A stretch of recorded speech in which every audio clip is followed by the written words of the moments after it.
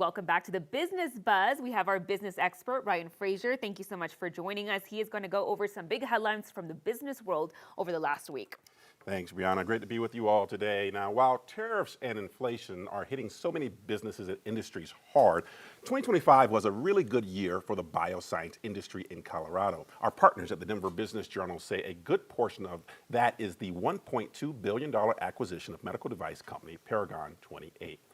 The life sciences fundraising in Colorado also got a boost from Austin-based Natera Inc.'s purchase of Boulder-based Foresight Diagnostic. It was a $450 million deal with the specialized cancer detection business. Overall, there was a total of $3.2 billion worth of bioscience business in 2025.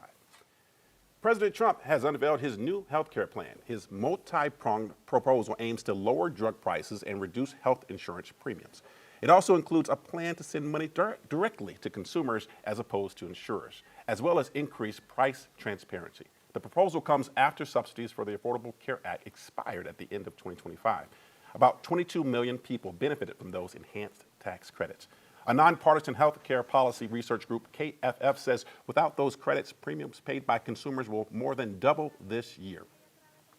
There are American chip-making companies like NVIDIA, but most of the chips in our electronics devices are made outside this country. President Trump aims to change that with a new $250 billion deal with Taiwan. Taiwanese chip and technology companies will invest at least that much money to build chips and chip factories in the U.S. In return, America will limit reciprocal tariffs on Taiwan to 15%. But Commerce Department officials say any Taiwan-based chip companies that do not build in the U.S. will likely face a 100% tariffs. Taiwan Semiconductor Manufacturing Company has already bought land in Arizona as a part of the deal. Mortgage rates have fallen to their lowest level in more than 3 years. According to Freddie Mac, the average 30-year fixed mortgage rate was 6.06% last week. The last time home borrowing rates were this low was September of 2022. There are signs the so-called lock-in effect that's been around for years has started to ease. That's when homeowners are reluctant to sell and give up their ultra-low mortgage rates they got early in the pandemic. But Realtor.com shows the number of homeowners with mortgage rates above 6% is now above the number with rates below 3%. The first day to be able to file your income tax returns for 2025 is coming up January 26th. The IRS expects to handle about 164 million individual returns this year. But late last week, the White House press secretary made a bold statement about this year's refunds.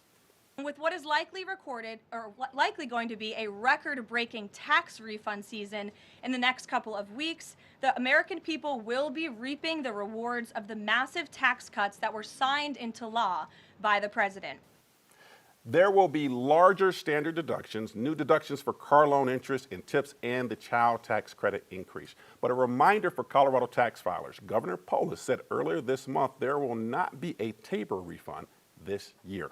Yeah, and that's such a big one, too. You know, Ryan, a lot of people don't file their taxes early. You know, it's happening next week, basically. Yeah. I am one of those last-minute stragglers that always wait till last minute. Why is that so important that people should, do it next week? The window opens up, so get on top of it. Be one of the first ones in because you should. Technically, theoretically, be one of the first ones to get any sort of refund. And as we mentioned in the topic here, there's going to be a lot of additional refunds this year because they increased things like the standard deduction. Most people don't itemize. As a business owner, I do a lot of itemization when it comes to my taxes, but most folks, they don't. Yeah, exactly. They don't itemize. So a higher standard deduction means that you get a higher, possibility of getting some money back. The increased expanded child tax credit for those who have kids, right?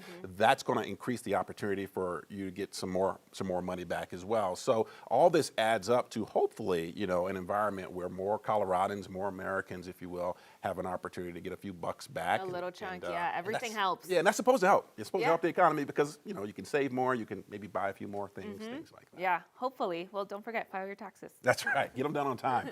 There's a new person holding the title largest landowner in America. And it's a name many will recognize, Stan Kroenke.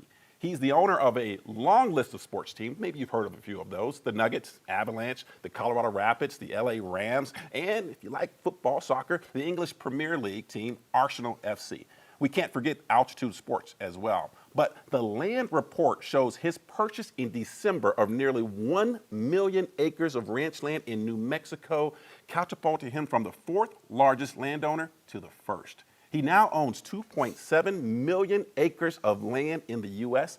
To put that in perspective, Brianna, that's the equivalent to about 2 million football fields. Ryan, I want to know if Stan Kroenke can share some of that land with us. He has so much going on for him. The Avs, the Nuggets, the LA Rams. Yeah. Well, you know, altitude. hey, it's just down the street in New Mexico. We should see if we could have a conversation with them. It is a lot of land. But, you know, I think one of the things most folks don't realize is that oftentimes when you invest and buy land, it's a bit of a hedge, if you will, against interest rates because land doesn't tend to go back and forth like you see in the stock market, for instance. So him buying this land, there's an investment mentality here that says this is good for the long term. And so, you know, hey, he has the money to do it. You know, not a lot of folks do. He has the money, and like you said, it's an investment, and he's already made these investments with all these sports teams as well. He knows. He's thinking ahead. He's not dumb. Well, you know, and I think it's a larger message here. Okay, most folks, most Coloradans, you're never going to buy 1 million acres of land. We get Can't that. afford. But hey,